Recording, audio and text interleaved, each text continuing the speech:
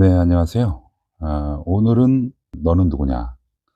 모아둔 놈이고 지금은 뭐 하고 있냐? 그 생소한 나라에서. 예, 그런 질문 때문에 오늘은 제 소개를 좀 간단하게 해보려고 합니다. 근데 이제 재미는 더럽게 없으니까 관심 없으시면 그냥 이 컷은 스킵해 주시고요. 일단 제 나이는 88학번입니다. 그리고 제가 여기 오게 된 계기는 13년 전에 어떤 사업가가 제게 제안을 했어요. 그분이 이제 "네가 키르기스탄이라고 혹시 아냐?" 저는 "그게 뭐 나라 이름인가요? 끼르끼르?" 이랬죠. 당연히 몰랐고. 근데 그분은 이제 아주 오래도록 이 나라에 공을 들이셨어요. 그리고 이미 적절한 지사장님도 있고. 근데 그럼에도 불구하고 "네가 좀 도와주면 내 사업이 좀 잘 될 것 같다." 뭐 편의상 A 사장님이라고 할까요? 그 A 사장님이 저를 과대평가한 거죠. 저는 능력이 그렇게 대단한 사람이 전혀 아닌데. 어쨌든 그렇게 그 이듬해 제가 A 사장님 때문에 여기를 오게 되었습니다. 근데 인제 제가 왜 그랬냐면, 제가 아주 오래전에 국회의원 보좌를 한 적이 있었거든요.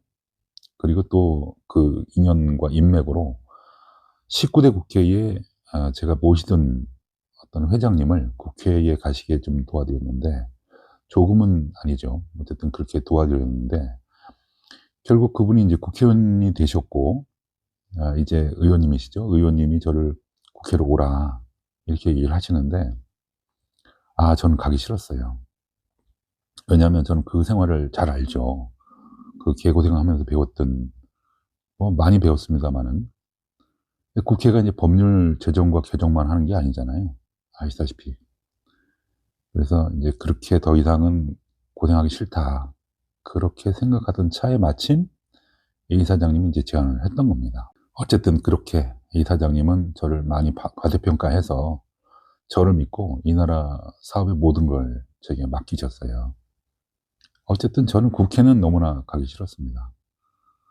의원실 있을 때 얘기를 쪼끔 더 하자면, 국회는 아시다시피 인제 그 모든 국가기관의 예산을 다루잖아요. 그리고 한 명 한 명이 헌법기관입니다. 어쨌든 이제 오래 있다 보니까 대충 이해는 됐는데, 그때 당시에도 그 힘들면서도 또 좋았던 경험들이 있어요. 그러다 보니까 인제 '도끼자루 썩는지 모르겠다.' 해서 이것도 오래 못 했죠.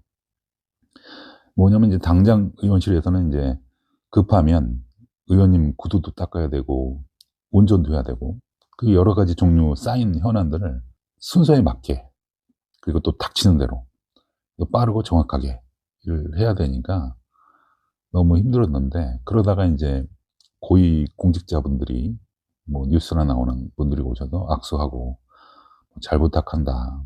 이러니까 그 힘들었던 게 또 인제 다 사라져요. 그러면서 마치 제가 의원님이 된 것처럼 그런 착각도 들고, 또 그 뭐랄까 공명심 같은 것도 이제 생기더라고요. 그러니까 '내가 세상을 바꿀 수 있을지도 모르겠다.' 뭐 이런 착각. 예. 어쨌든 의원님이 당시 인제 원내대표셨는데, 제가 인제 여기 일할 줄은 몰랐죠. 처음에 임용지원서 내면서도 제가 뽑힐 거라고는 전혀 기대하지 않았습니다. 경쟁률도 원내대표실이니까 5,500대 1 이었거든요. 예. 근데 제가 말은 그리 잘 못해도 지금도 그렇잖아요. 그런데 이제 글은 좀 쓰는 것 같아요. 그 자기소개서 때문인지 당시 인제 보좌관이 인제 그 5,500명 중에 20 명을 인제 뽑았는데, 그 안에 제가 들어갔는데, 이건 정말 운이죠. 네. 근데 당시 보좌관님이 저를 좀 이쁘게 본 건 맞는 것 같아요. 그 이제 보좌관님이 그 20명 중에 또 5 명을 이렇게 추리는데, 그 안에 들어갔어요. 제가 들어갔고, 게다가 면접 번호가 제가 1 번이었습니다. 이거 분명히 보좌관의 의도가 있었던 것 같아요. 의원님이 성격이 좀 급하세요. 예. 그러니까 의원님이 이제 여러 가지 질문을 저한테 하는데, 저 나름 이제 막힘없이 차분하게 이제 목소리 좀 깔고 얘기하니까 마음에 들으셨나 봐요. 그러더니 의원님이 "야, 보좌관 뒤에 몇 명 남았냐?" "예, 4명 기다리고 있습니다." "아, 그래? 그러면 걔들 있잖아. 택시비 줄 테니까 다 집에 가라 그래. 이렇게 성격이 좀 급하세요. 예. 그러니까 보좌관님이 저를 이쁘게 보고 의원님 성격 잘 아니까 저를 1번으로 해 주신 거 지금도 잘 알고 있습니다. 그러니까 인제 이렇게 아무것도 아닌 저를 이렇게 뽑아 주셨으니까 원내대표님이신데 얼마나 고맙겠어요. 그래서 그 고마운 마음을 인제 몸으로 때웠죠. 매일매일. 휴일도 없습니다. 명절도 단 하루만 쉬고 밤 1시에 퇴근하고 7시에 출근하고 그렇게 정말 오랜 기간 군 생활보다 더 심한 그런 생활을 했었어요. 이때 이제 우리나라 예산, 또 경제 체계, 특히 인제 대외적 국제 관계, 그리고 인제 전반적인 시스템을 배웠죠. 지금은 뭐 이렇게 생소한 나라에 지금 살고 있지만 그때를 생각하면서 인제 제가 공부를 다시 시작했습니다. 그래서 먼저 러시아어를 좀 배우고 전공을 살려서 법대 대학원에 가자. 의원실에 있을 때 생각하면서 좀 성실하고 열심히 또 한 번 이제 공부를 시작해 보자. 그렇게 했어요. 근데 뭐 다 아시죠? 이제 공부는 머리로 하는 게 아니고 엉덩이로 하는 거잖아요. 저는 적어도 인제 엉덩이는 좋거든요. 네. 그러니까 아주 잘은 못해도 제가 공부를 그나마 잘하는 게 이거니까 어쨌든 그래서 인제 법대 대학원에 인제 다니면서 최종 석사 논문을 제출을 하고 여기서 이제 유리스트 자격을 받았습니다. 한국어로는 변호사가 맞습니다. 그런데 이게 2가지거든요, 여기 변호사가. 실제로 모든 걸 다루는 변호사는 아드바캇이라고 합니다. 그래서 인제 저는 또 조만간 시험을 봐야 돼요. 예. 작년까지는 신청할 기준이 안 되더라고요, 제가.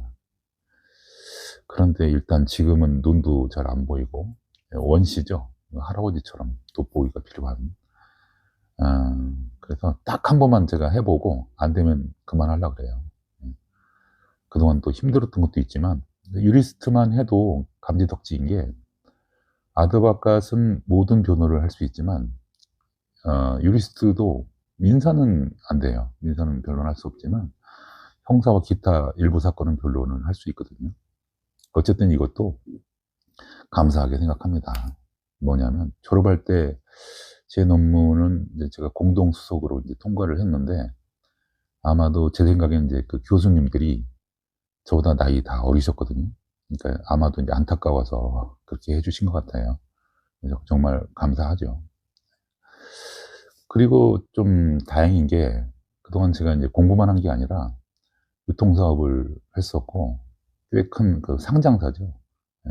상장사 지사장도 2번 또 다른 회사들 지사장도 했고 그러다 보니까 키르기즈뿐만이 아니고 카자흐스탄, 우즈베키스탄에서도 일을 한 경험이 있습니다.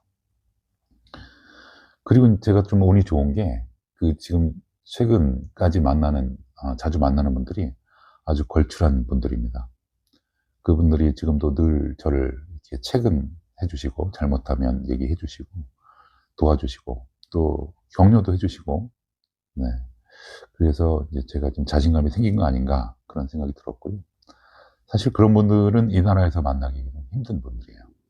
네. 하여튼 오늘 제 소개를 조금 해 봤는데요. 저는 아무것도 아닌 사람이 맞습니다. 아무것도 아니고. 그런데 인제 올해 초에 제 팔이 탈구가 돼서 한 2달간 바보처럼 집에만 있다가 유튜브로 인제 '내가 아는 얘기를 좀 해 볼까.' 생각해서 이렇게 시작을 한 거니까요. 네. 보시면 너무 부족하죠. 저도 잘 알고 있습니다. 그래도 좀 귀엽게 봐 주시고 짤막짤막 주제를 나눠서 있는 그대로의 경험을 토대로 여러 가지 말씀을 드려 보겠습니다. 그리고 인제 저한테는 라이브가 좀 편한 게 제가 사람들하고 어울리는 걸 되게 좋아해요. 그러니까 텐션이 막 올라갑니다. 예. 그러니까 시간 되면 오시고요. 그렇게 라이브에서 인제 만나면 좀 편하게 얘기를 하시면 좋겠습니다. 또 긴 얘기도 가능하니까. 그리고 이제 이메일로 그 사업 관련해서 여쭤보실 게 있으면 아무 때나 편하게 여쭤보시면 제가 성실히 답변 드리겠습니다. 예. 제 소개를 좀 해 봤습니다. 또 뵙겠습니다.